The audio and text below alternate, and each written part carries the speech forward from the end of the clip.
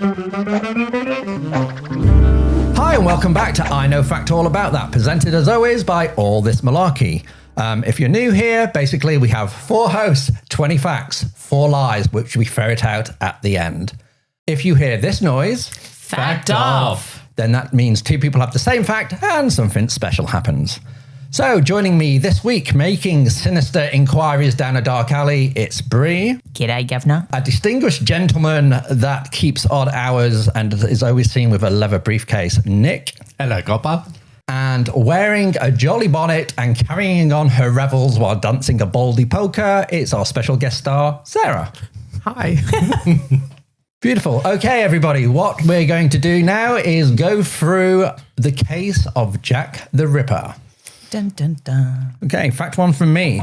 Mary Ann, or Polly Nichols, died on the 31st of August, 1888, and there's no hard evidence that she was a prostitute. So just a little bit about her life. She was born into a middle-class family. Her mother died when she was young. She died of tuberculosis, which I found at the time it wasn't called tuberculosis. It was called the consumption, just because it used to consume the body. She got married to William Nichols at age 18, and they had 5 children together. And during that marriage, the marriage broke down. He blamed it on her being an alcoholic. She blamed it on him being an adulteress by having an affair with the woman next door. And she walked out of the family, leaving the 5 children and him, and ended up in Whitechapel. Later on, he did go into a relationship with the neighbour, so it looks like that there was something going on there, something dodgy. And on the night she was killed, she hadn't managed to raise the 4 she needed to stay in the Doss house that evening. And as she was leaving, she said to the owner of the Doss house, "See what a jolly bonnet I have now. I'll make that money quickly." And it's that line that led the police to believe that she was a prostitute, but there was no hard evidence. Never arrested for prostitution, never convicted of prostitution, and even on the death certificate, her occupation wasn't listed as a prostitute. So that's my fact. Okay, so let's go fact 1, Bree. Okay. I am saying that the media and the news actually played a really pivotal role in profiling Jack the Ripper, perhaps more so than the police themselves. So at the time, the newspapers printed really graphic illustrations along with explicit details of the story. Many people were actually illiterate then. So, and because there were so many newspapers, tabloids were around then as well. So they had to have big, loud, sensational news to fight in the competition to have their papers sold. So everything was quite outrageous. So with that, you know, these titles of the monster and the maniac and all of this stuff, they painted a really grim picture. No one knew who Jack the Ripper was, but he was detailed as, you know, this dark man or big dark beard, or they put in false facts to hype him up. So in some senses, they did more than the police, potentially inaccurate. Yeah. Potentially more damage. Yes. Caused. Yeah. Okay, and we'll go fact 1, Nick. The term Jack the Ripper was derived from a letter to the media titled The Boss Letter. So it was in this letter that the term Jack the Ripper was first used, and there was a particular mention of the writer clipping the lady's ears off, and it was one of the victims, Catherine Eddowes, whose earlobes were missing and were provided to the media in this letter. Gross. What's in the letterbox today, love? Oh, just some earlobes. And we'll go fact 1, Sarah. All right. So have you guys heard about the dark tourism industry? Yep.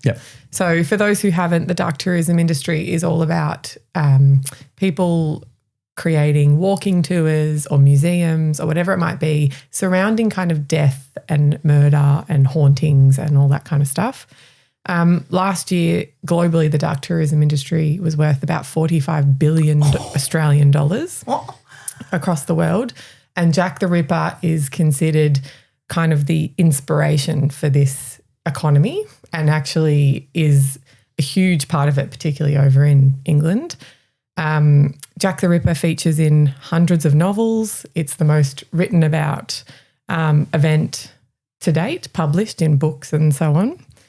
There's actually a Jack the Ripper museum in East London, which, funnily enough, the planning application for that was meant to be a museum about women's history, and it wasn't until the banners were pulled down and it was unveiled as a Jack the Ripper museum. So that has been met with a whole heap of controversy because people thought it was going to be about positive women's history. And instead just women getting slashed. Yep, that's right. Instead it was about that. So that led to a lot of controversy. And another part of that was around the same time, a bunch of fish and chip shops opened up called Jack the Chipper. Oh, dear God. Yep. And so I love me a pun. I know.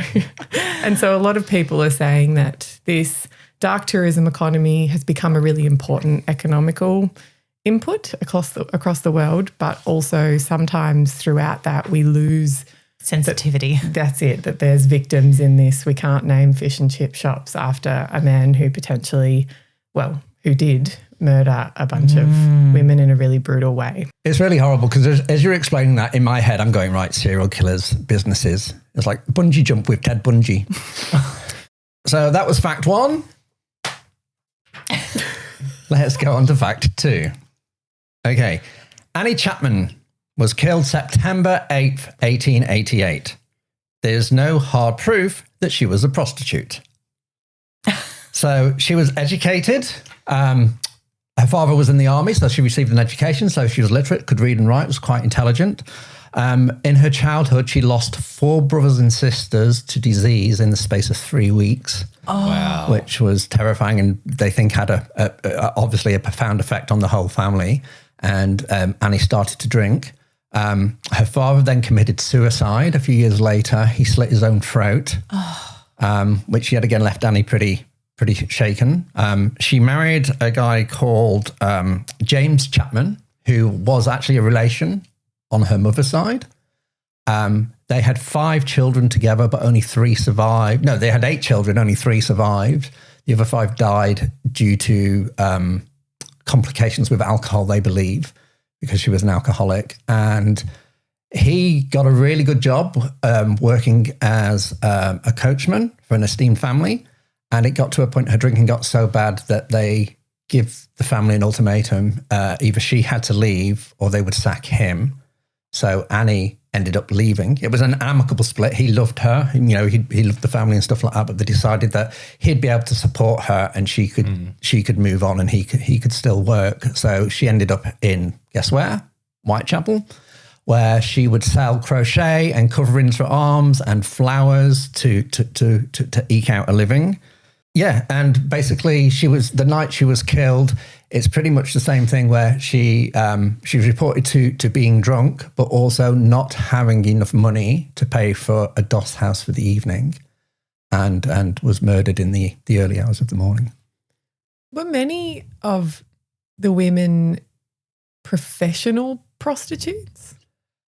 This is where it's a little bit dark because they reckon at the time, I think they reckon there was possibly, they say 80,000 prostitutes, and the number is more like 7,000 to 8,000 prostitutes in London.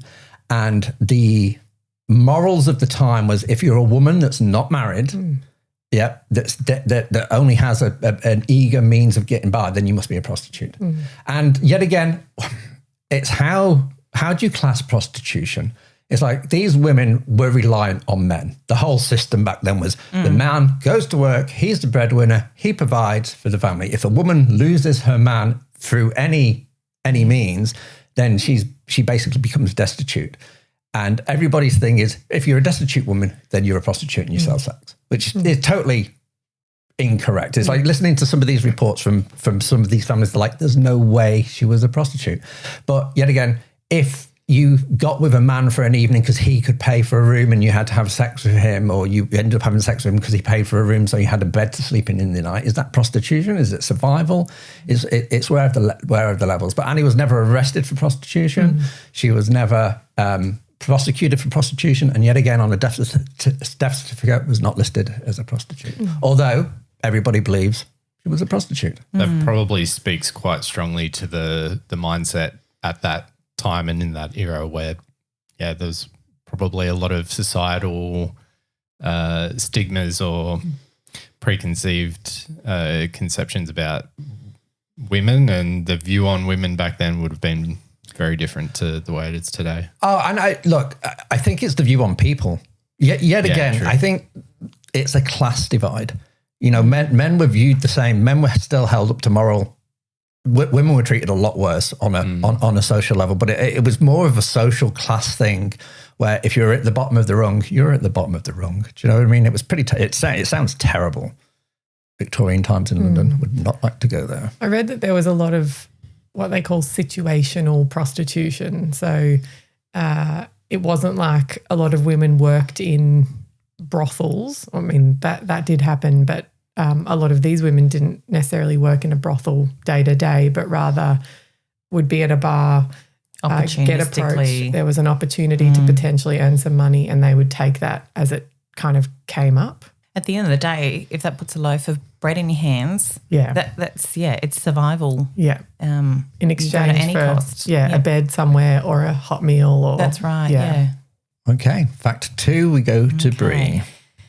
Believe it or not, it wasn't Colonel Mustard with the candlestick. It was the editor with the knife. Now, this one I'm going to have to read because it's involved. But touching on your fact earlier, so Jack the Ripper, the pseudonym was used for the first time in the handwritten red inked letter titled Dear Boss to the news agency. So 2 of the canonical 5 murders had taken place at this point. George Sims was a local journalist, and he had a regular column in the Sunday paper, and he frequently commented on the Whitechapel murders. So he wrote this piece in regards to it, and I found this really interesting. So the fact that the self-postcard proclaimed assassin sent his imitation blood-besmeared communication to Central News people opens up a wide field for theory. How many among you, my dear readers, would have hit upon the idea of the Central News as a receptacle for your confidence? You might have sent your joke to the Telegraph, the Times, any morning or any evening paper, but I will lay long odds that it would have never have occurred to communicate with a press agency. Curious, is it not, that this maniac makes his communication to an agency which serves the entire press? It's an idea that might occur to a pressman perhaps, and even then it would probably only occur to someone connected with the editorial department of a newspaper, someone who knew what the Central News was and the place it filled in the business of news supply. This proceeding on Jack's part betrays an inner knowledge of the newspaper world which is certainly surprising. Everything, therefore, points to the fact that this jokist is professionally connected with the press. And if he is telling the truth and not fooling us, then we are brought face to face with the fact that the Whitechapel murders have been committed by a practical journalist, perhaps by a real live editor, which is absurd, and at that, I think I will leave it. Wow. So interesting, because you read about the letter going to the Central News Agency, and it didn't occur to me. I didn't give it a second thought of what it was. But yeah, that it was an agency that served all the press, all the newspapers, and that's intimate knowledge of the system. So, you know, someone who goes around murdering people, we don't know who Jack was. Was he educated? Was he not? That's quite important information to send it there. So I thought that was, But an interesting fact. So basically, not every layman on the street would understand that that's how the news cascades down. It would have to take like intimate knowledge of that. Yeah. If the letter was actually sent by Jack the Ripper. So we are on to fact 2, and we go to Nick. This next fact is about the double murders or the night of the 2 murders committed by Jack the Ripper. So there were 2 victims in the same evening, Elizabeth Stride and Catherine Eddowes. Now the first victim, Elizabeth, she was found dead, but she didn't have the signature move of Jack the Ripper. It's thought that during the murder of Elizabeth, Jack the Ripper was disturbed and had to leave the scene of the crime, and that's why she wasn't cut up like the other victims. And it's thought that to fulfill his needs for that night, he seeked out a second victim to be able to fully perform his devious activities. The difficult thing is that the forensic investigation methods at that time were so limited, and there was probably all of this stigma from the police, particularly if women were seen as prostitutes, regardless of their actual, the reality of the life they were living. There's probably this element of stigma where, being the lower end of society, potentially there wasn't that same sort of investment in investigative pressure as, it would have been for someone in, say, upper classes. If something like that was to happen in a rich area of England, there'd be a lot more scrutiny, a lot more pressure potentially. So that's known as the double event, isn't it? That's the name they actually give it. I have a theory about that, which I'll share with you all at the end. Okay. Okay. So we are now on to fact 2 from Sarah. So you were just talking about investigations definitely not being as thorough as what they are today because of modern technology. And because of that, a bunch of vigilante groups were established by local businessmen and traders and concerned citizens who rallied together because they were dissatisfied with the police response to these murders. And they would patrol the streets at night and rally together to try to raise money for rewards for information and so on. In September in 1888, they actually held a public meetup, which is one of the largest known to date. 600 people showed up across Whitechapel and all stood in this court and, protested essentially and tried to come up with ways to rally against the local authorities to do a better job, essentially. In the end, these vigilante groups all disbanded after a while once everything kind of dissipated. They obviously never caught Jack the Ripper. But what they were successful on is putting a bunch of pressure on the local authorities to install better street lighting. So the lighting, there was like gas lamps in that area, but there were few and far between. So they put a bunch of pressure onto the local authorities to install a lot more gas lamps across the streets to try to deter unwanted behaviours. In dark alleyways. Yeah. So that was one thing that they were able to achieve, but obviously didn't achieve their main mission of finding the guy. I read that there was a bunch of these groups that were set up. This one was called the Whitechapel Vigilante Committee. They were the ones that hosted the big 600 local meetup. Apparently they actually just instilled more fear in people than anything because they'd walk the streets chanting and with weapons and, monitoring the streets, and people were kind of scared to be out there. And actually they falsely arrested a whole heap of innocent people, citizens arrest style, who just were drunk or, loud and causing a bit of a nuisance, but were otherwise harmless. And they ended up arresting a whole bunch of people who were. Okay, fact 2 is finished. Let's move on to fact 3. Elizabeth Stride was murdered September 30th, 1888. There is no hard proof that she was a prostitute. Okay, so Elizabeth grew up on a farm in Sweden. She then moved to Gothenburg to train to become a maid. And nobody knows how this happened, but she lost her job and found herself pregnant at the age of 21. I can explain how that happens. I'm sure you can. So this was a common occurrence. Young girls being brought into houses, then finding themselves in situations where they were either coerced or pressured or mutually agreed to have relationships. But she found herself pregnant. And at that time, there was a lovely register called the Registry of Shame, colloquially known in Sweden, that she was placed upon. Is that legit? Yeah. It was the register of something else, but it was the register of shame, and she was woman. Shame. Yeah, shame. She was woman 91, but so she was pregnant. She'd lost her job. She had also contracted syphilis, which at the time, because we didn't have antibiotics, see last episode to find out about how we found antibiotics. She had to go to what's called a lock hospital, where they treated you with high doses of mercury Or one of the other forms of cure they had was internally putting acid inside the vagina to burn out the disease. And she didn't have mercury. She had the internal acid cure, if you want to call it that. And this caused her to miscarriage at 7 months. Oh, no. So she ended up getting another job with another family in Sweden and ended up getting taken off the list, which was a good thing.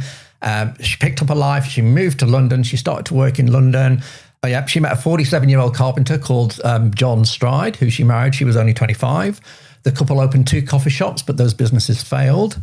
And they split up. John died, and she took to a life of a fraud. And in the last 2 years before her death, she was meeting a woman every weekend who believed that she was her long-lost sister and taking money off this poor, frail woman before she died. And that is Elizabeth Stride. Not a prostitute, a con woman. It's crazy to think that these people had a life. And in such, when you read into it with depth, like a rich life in every sense, the hardships and everything that they experience and so on. I feel like if I got murdered and someone put my life down on paper, there's not much to read about. Yet some of the things, obviously modern technology and healthcare and all that, makes life easier. But God, they went through some tough stuff. I found researching the lives of the women fascinating, more fascinating and more interesting than the Ripper. That's why I'm kind of focusing on. Well, there's probably more facts about the women than there are about. Yeah. Well, there are if you dig for them. If you believe the newspaper and the police reports, then they appear to be kind of highly ineffectual. Okay, now for fact 3 from Brie. Some argue that our mate JTR created a lot of benefit for the Whitechapel community. So at that time, around 1888, and obviously years prior, London had a huge influx of immigrants. A lot of Irish people moved over. Not a lot of cash to them. The East End was the go-to place. With that, the population just soared. People were crammed in. So the living conditions were deplorable at the best, exactly what you just mentioned. So it's argued that Jack the Ripper did more to improve the lives of East Enders than any person of authority in almost 30 years. The awful living conditions had been reported on here and there by a few journalists prior to the Whitechapel murders. Following the murders, it became huge news. It was international news as well. It was reported on here in Australia as well. And it really started to highlight what these people were facing in their everyday life. And it was only following the murders that there was great change, and the narrow alleyways were widened up, really horrid lodgings and housings were knocked down, more appropriate accommodation was built. Even Queen Victoria had a say in it, and touching on the vigilante group, Queen Victoria also made the suggestion. She pushed for better street lighting as well, probably came from the vigilantes, but she might have said, well, that was my idea. So there was a big push for safety and improving the lives of these people to avoid these sorts of occurrences. So there's an argument that there was a benefit to Jack, despite obviously the horrid outcomes for an estimated 5 women, possibly 11. There's the outcome overall was much better. And it's horrible, isn't it? But it's that thing that pushes change and drives it and stuff like that, yeah. And now for fact 3 from Nick. So in the years following the Jack the Ripper murders, there was a series of murders dubbed the Torso murders, and it's thought that Jack the Ripper was responsible for these murders. They were dubbed the Torso murders because the victims, again, all women, were missing their arms and legs and were presented as clean torsos. Now, these murders happened around Whitechapel in the towns nearby Whitechapel, and it's thought that Jack the Ripper was responsible for these, and after getting away with the Whitechapel murders, moved a little farther afield and continued on his killing spree. So there was, I think, including these Torso murders, there was around 13 victims from memory. And we'll go to fact 3 from Sarah. Okay. This is a fact about the investigators that surrounded the Jack the Ripper case, particularly Frederick Aberline. So he was, or Aberline, I'm not quite sure how you pronounce that. I'm going to say Aberline. He was one of the key investigators and actually kind of ended up becoming the face of the Jack the Ripper case. He was formerly a clockmaker in his really early days of his career. He's got a pretty embarrassing backstory as one of his first forays into the police field. So he got a first job as a police constable and was called to a site with a victim who was stabbed to death. He went to the site, assessed the victim. They were passed away. Seemed like a sort of clean stabbing in the chest. So he put them on a cart and kind of walked this victim through the street on the way to the morgue, essentially, to be formally inspected. And back then there was so much interest and intrigue around murders and dead bodies and so on. So often young kids and adolescents would come up and try to look under the blankets to get a look at the person and so on. And he ended up having to chase off one or two of the kids because they grabbed something and he chased them off. Came back, eventually getting to the morgue, the yard. He discovered that the corpse had been replaced with the body of a small pony. So someone had stolen the corpse and replaced it with the body of a tiny pony.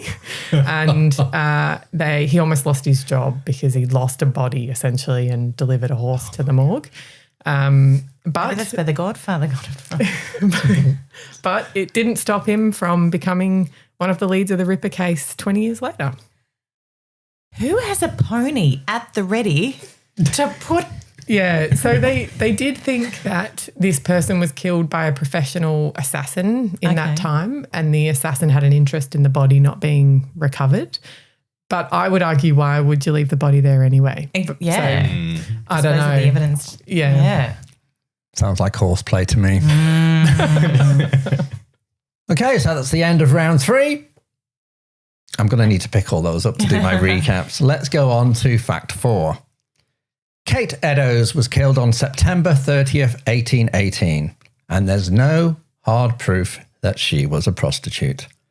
So Kate was born in Wolverhampton. Her family relocated to London when she was a child. They lived in poverty. Even though the dad had a good job, they had 5 children, so it was hard to support those children. But Kate got sent to an initiative school for downtrodden people. So she learnt music, she was educated, she was literate, she could read and write. Her parents died when she was 15, and she was sent back to Wolverhampton to work in a tin factory to live with her auntie and uncle. That didn't last very long. She didn't enjoy the life. She ended up hooking up with an Irish soldier who sold short stories and books. And she travelled around the country as a singer-songwriter. So she'd help him write his stories. She would sing songs and ballads for money. So she'd basically be a busker. And it sounds like a nice life. It wasn't. It was a hard life. They barely scraped by. They never got married. She had 3 kids. But she ended up back in London. He had to go away for work. The relationship did sour. He became quite violent with her. But she stayed in the relationship with him. And interestingly, on the night she was murdered, she was actually arrested. So she was arrested for drunken disorderly, put into the cells, and then she was released from the cells around 2 o'clock in the morning. And then a few hours later, she was obviously the second victim of the Night of Terror. Yeah. That's Catherine Eddowes. The number of times you could say in history, imagine if that one little decision to let her go, like the change in someone's life that it could, had she been kept in prison. I read, it was somewhere between 1 and 3 hours or something from release to being, or the estimated time of death then, that imagine if they kept till morning, that she hadn't sobered up. I think I read that she was yet drunk and disorderly. Had they just kept her. I know, overnight. And she was quite brutally murdered as well. She was that one was of the... quite graphic. Poor lady. Okay, and we'll go fact 4 from Brie. All of our facts are sort of tying in quite nicely and flowing, and mine sort of flows on to Catherine Eddowes.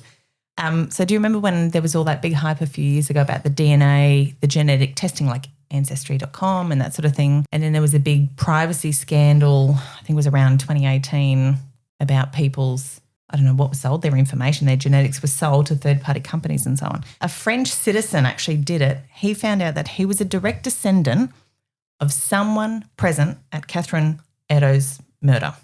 Ooh, interesting. So Catherine Eddowes, you probably read there was a little blood-soaked piece of cloth and it's purported to be her shawl or apron, whatever.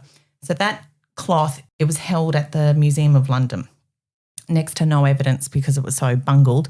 Next to no evidence was kept and there was no genetic testing or that sort of thing back then, obviously.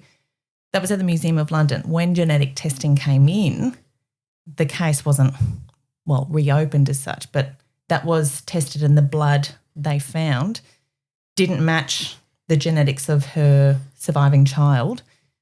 But this Frenchman, Gabriel Dubois, it shows a genetic link to whose ever blood is on there. So whether that was Jack the Ripper's blood, because also I think it was a couple of days before Catherine Eddowes was murdered, her face was slashed. She got in an altercation with another woman. I think there was a history of being a bit there was a punch up rough, in the pub. bit rough around the edges. So whether, imagine if she put up a fight and that was Jack the Ripper's blood on the apron. Just imagine like that DNA connection years later, like 130 years later. Could solve the case. It could be everything. It could be nothing. But there's no link with him and Catherine Eddowes they found. He doesn't have enough family history, but so amazing. There's potential that there's potential, but it's a dead end. He could be like a descendant of Jack the Ripper. Yeah, I couldn't theory. find. Yeah, in theory, I couldn't find any more because it seems like it was a dead end because there's no further to take it because they've got no proof of whose blood it is. They can't establish whose blood it is. But there was a strong link there. I thought, could be everything. Like all this sort of dead ends that we've come across could be solved. Okay, and we'll move on to fact 4 from Nick. One of the reasons why the Jack the Ripper case was so difficult for police to investigate and find proper evidence was in part by the variation in witness testimony. So it was reported that there were witnesses that saw Jack the Ripper, but these witness testimonies ranged from men that were dark-skinned through to men that were fair-skinned. So there was a lot of sharp discrepancies between these witness testimonies. So in the end, the reliability of these witnesses was really brought into question just because of how varied their testimonies were, and a lot of inconsistency. So that in part made it very difficult to try and figure out who the Ripper was. Furthermore, it's thought that people were trying to insert themselves into the story by providing false evidence and providing these descriptions without actually having witnessed anything. And we see this even today where there's rewards granted for information about missing people or these psychics that, have these visions of where the body's buried. There's been a common theme through history about people injecting themselves into the story and for some macabre reason wanting to be a part of that history. Get their 15 seconds of fame. That's it. Yeah. Okay, let's go fact 4 from Sarah. Shortly after the sort of third murder, all the papers started publishing about some small local groups who had set up little mini tourism experiences or money experiences. And a bunch of the headlines at the time were "a penny for a view." So at the time of the murder, if you were, and I'll use quotations because this is the terms that were in the paper, if you were lucky enough to live in a building that was adjacent or had a good view of any of the murder sites, you could charge people $1 to come in and be able to look at the murder site. And because the police didn't remove the bodies right away, in fact, sometimes they left them there for a number of days. I couldn't quite get an exact time frame, but seems they left them there for quite a while and didn't necessarily take full custody of the site properly at the time.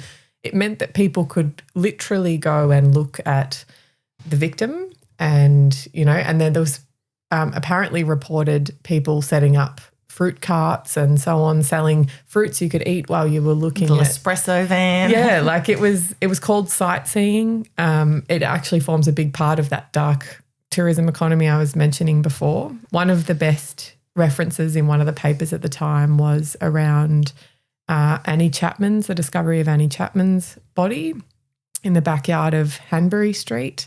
The residents of that and the neighbouring buildings were charging a penny a piece to actually go into the backyard and look at Annie Chapman, and then that retained even once Annie was removed.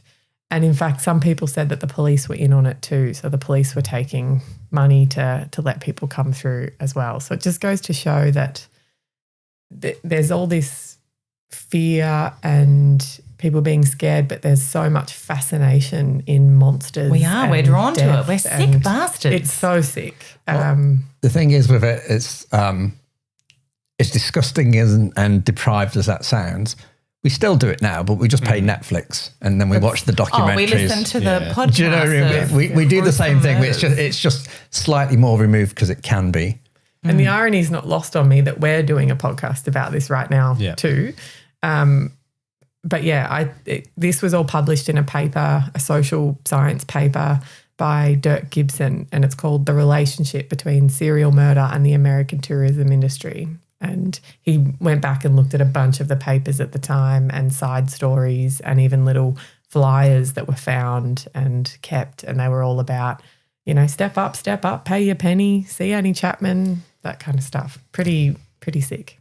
Okay, so that's fact 4. Let's go on to fact 5. Mary Jane Kelly was killed November 9th, 1888. There is proof that she was a prostitute. Mary Jane worked as a middle to high class courtesan in London's West End for a time. It's recorded, and she was tricked into going to France. She was basically trafficked and worked in a state-sanctioned brothel in France. She was only there for 2 weeks and she managed to escape somehow. They're not sure whether she was helped out. There was laws around trafficking even at that time, but it was very hard to prove because the police's view was if you're a prostitute, then you can't be trafficked. But it was illegal to traffic women to work as prostitutes, if that makes sense. Right. So if you weren't a prostitute and you got trafficked, then you could be brought back. But if you were a prostitute and got trafficked, that was your own bad choice. That's fair play because you're a woman of ill disrepute. Anyway, so she moved back to London. She escaped France, moved back to London. There are reports of men looking for her, and they think that these men are from the gangs that were trafficking these women because they don't want their information to get out. So she was being hunted around London, which forced her to move. She moved. She got into a relationship, a violent relationship. So she moved again to Whitechapel, where she met a guy called Joseph. He fell in love with her within 2 days. They had a good relationship, but it slowly deteriorated because she was giving up her bed or letting prostitutes stay in her home because of Jack the Ripper. And he didn't like that. He didn't want her to prostitute herself. He didn't want her to be connected with prostitutes. So he finished with her on the 30th of October. That relationship ended. And she was murdered a few days later. That one we do have, there is evidence she's been arrested for prostitution. It's been listed that she actually was a prostitute. She was supposedly the final victim of Jack the Ripper, the most horrific murder. If you read all of the sites, they reckon because it was indoors, all the other murders were outdoors, that he got to take his time with her. So he got to escalate his fantasy or fetishes or desires or whatever you want to call it.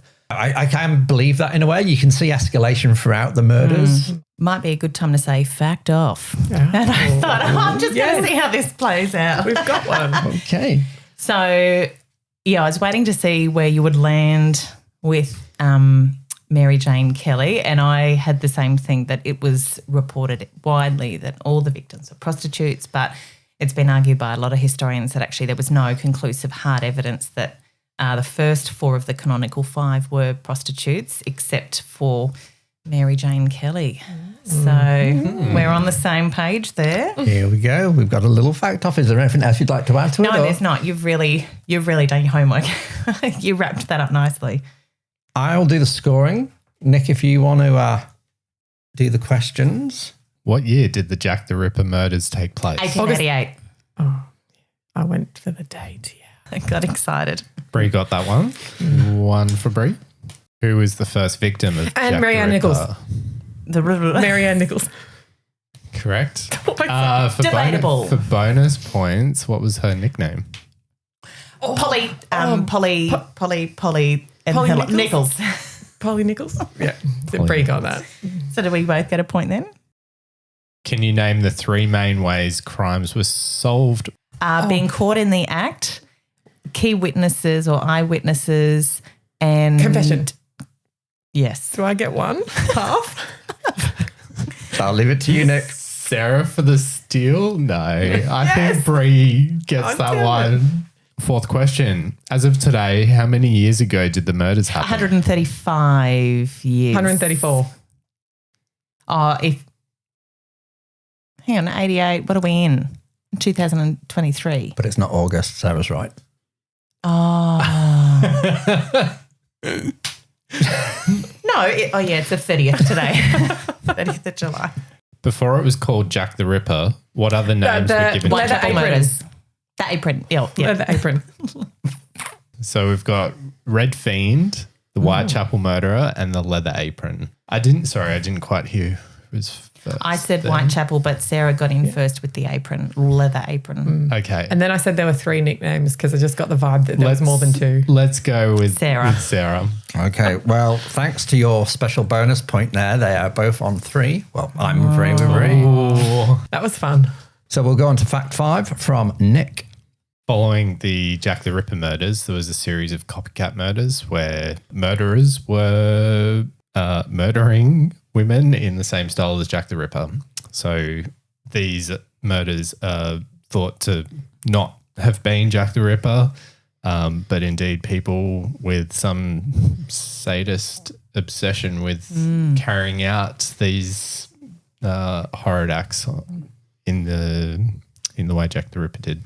I wonder if they felt he enabled them, that they always had these deep, dark notions or feelings and desires to do it. And then once that had already been enactioned by Jack the Ripper, whether that was sort of enabling them to say, oh, okay, well, now I can do it and potentially get away with it, or had Jack the Ripper not existed, that maybe they would have never carried out their dark desires. Touching on the media again, what role did the media play in that where, they put this Graphic information images out there. and explicit details. Yep.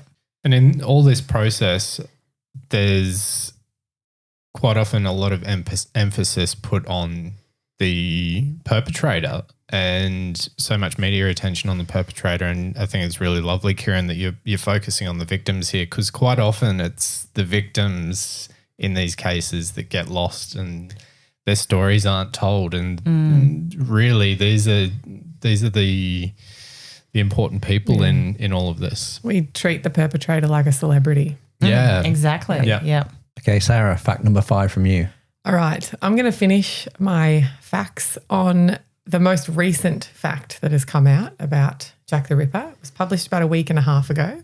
A woman named Sarah Bax Horton, who's a former police volunteer and the great-great-granddaughter of one of the detectives on the Jack the Ripper case, has gone and studied all the witness testimonies at the time, and Nick alluded to how diverse they were and that it was really hard to draw any conclusions. But one thing that stuck out in almost all of the witness statements were that the man seen with some of the women, particularly Catherine and Mary Jane Kelly, there was a man seen before their death with these women, and he had a left arm that couldn't quite be fully straightened out, and he walked with quite an irregular gait, like his legs didn't quite straighten fully as well. And these were two really distinctive characteristics. And then he was a man in his mid-30s. And those three traits seem to come up time and time again. Sarah Horton has gone and researched all of the asylum records, all the records of men in that age bracket in that area, and gone through all their medical records, which have actually only just become public in the last 10 years, and has found a man called Hayam Hayams. And he was a cigar maker and an alcoholic. and also an epileptic. And back in the time, epilepsy caused major mental issues because of the intense pressure epilepsy put on the body. And he was known to he repeatedly assaulted his wife. And in the years leading up to Jack the Ripper's first murder, he was in and out of mental asylums, and he attacked his wife and his mother with a chopper, hit his mum in the head with a meat cleaver. She didn't die, but he was very unstable at the time. His physical description lines up with his left arm. He injured his left arm and couldn't straighten it. He had really bowed legs, which he also couldn't straighten. He walked really funny. He lived just around the street from where Catherine was murdered, and the time frame also lines up with his mental decline. And he was eventually committed permanently to a mental asylum in November 1888. After that, Jack the Ripper never struck again. Now, of course, we've spoken about other murders that have been linked to him, but there was none that related so tightly to the canonical five.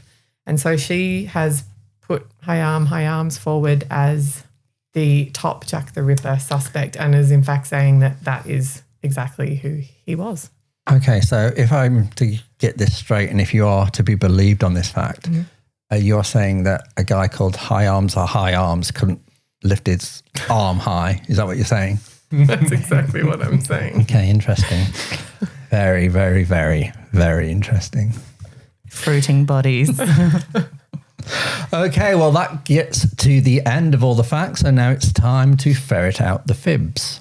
I will just run through my facts quickly, and you guys try to ferret out the fibs. So my fact one was Mary Ann or Polly Nichols died 31st of August, 1888, and there's no proof that she was a prostitute. Annie Chapman, September 8th, 1888. There's no proof that she was a prostitute. Elizabeth Stride, September 30th, 1888. There's no proof that she was a prostitute. Kate or Catherine Eddowes, 30th of September, 1888. There's no proof that she was a prostitute.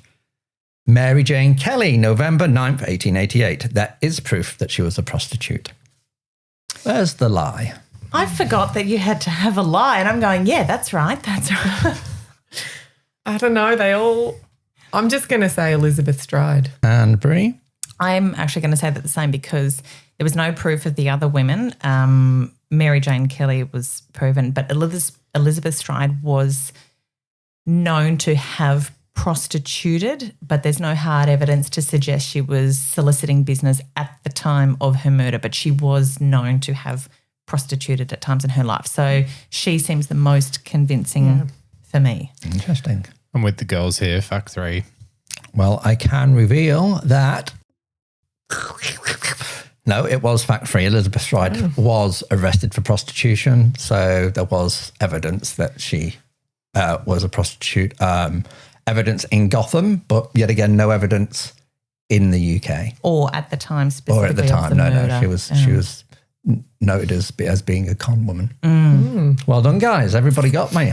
Okay, Brie, give us a recap of your facts, please. Okay, the sensationalism of the media, and that it played such a big role in profiling Jack more so than the police ever did, that it wasn't Colonel Mustard, and Jack the Ripper was an editor, that Jack benefited the Whitechapel community post-murders and the change it brought about, the recent discovery of a DNA connection to someone at the time of Catherine Eddowes' murder, and the leaders of the night, that the ladies, it's disputed how many, but yeah, we'll come to that.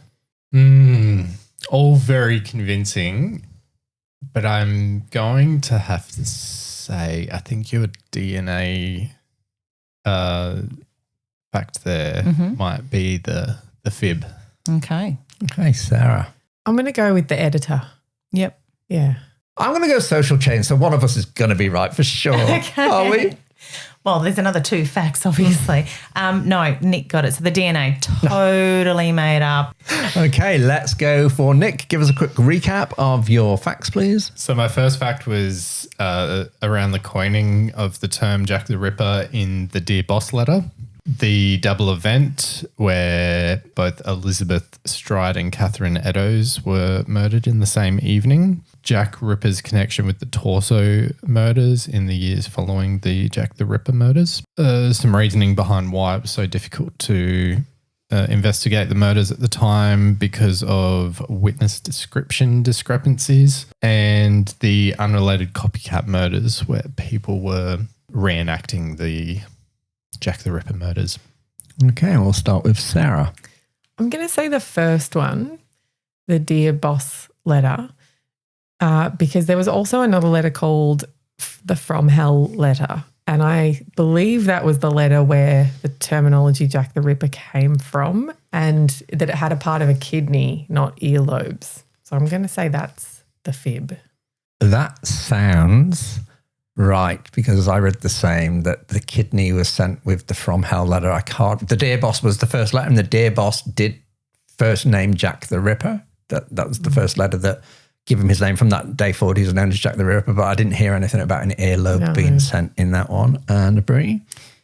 Yeah, I'm on the fence because just remind me, in your first statement, did you say that the ears were actually, or the earlobes were received by the police? The letter mentioned the term clip the lady's ears off and included a piece of Catherine Eddowes' earlobe to prove its authenticity. Yeah, I'm going to say that one. This is a tricky one because I'm questioning my sources now. Okay. Because the fib was the Torso murders and Jack the Ripper's connection with those. Yeah, I couldn't remember whether you were stating that as fact that he was proven to be. I said it's been alleged that Jack the Ripper is responsible for the Torso murders when in actual fact there's absolutely no evidence to suggest that. And as we discussed, the modus operandi of a killer usually doesn't change that drastically. Yeah. So that was my intended fib, but now I'm questioning my facts around the And that's earlobe. the hard thing with this subject and just about everything we've done. Everything is so contradictory. It doesn't matter what you read. You can look at 6 different sources and 4 of them have their own unique theory that it's impossible to determine. Like there was still so much 134 years later that we don't know. No. And lastly, let's go to Sarah. Give us a quick rundown of your facts, please. So I had the modern Jack Ripper economy, dark tourism economy, and how Jack the Ripper inspired that. The Whitechapel Vigilante Committee and how that led to better street lighting. The embarrassing start to Frederick Aberline's career in the police force. The penny for review, people charging a penny to view the victims. And the most recent whodunit, High Arm, High Arm. Sorry again. I don't know. High arms with the low arm. With the low arm. Okay. Well, look, I'm torn. Yeah. The pony. It's either the pony or high arms, high arms. I'm just going to go high arms because it sounds ridiculous. I'm going to go with the penny for a view. I didn't hear anything about that. The swapping a body for a donkey just sounds ridiculous. Pony. Swapping the body for a but pony a donkey would be better. It just sounds outrageous. So I think that's your lie. Okay. So Nick's right. It was a lie. When I was researching Frederick Aberline, I found that Assassin's Creed, the PlayStation game, did a section of the game on Jack the Ripper and had a character, Frederick Aberline, and they created a history for him. And that happens in the game that he, walks the dead body down. You're and a gamer. They replace it. So he is one of the most prominent investigators on Jack the Ripper, and the game has created a character based on him that walked a dead body. That's and pretty had it cool replaced. though. Like I like it. a bit of a wild story, but Yeah, I thought it was really It's fun. interesting. Semi-believable. All that's left to say is thank you to my hosts, Brie, Nick, and Sarah. I've been Kieran. This has been I Know Fact All About That, and we'll see you next time. Toodaloo. hey. I'll see ya. Wow.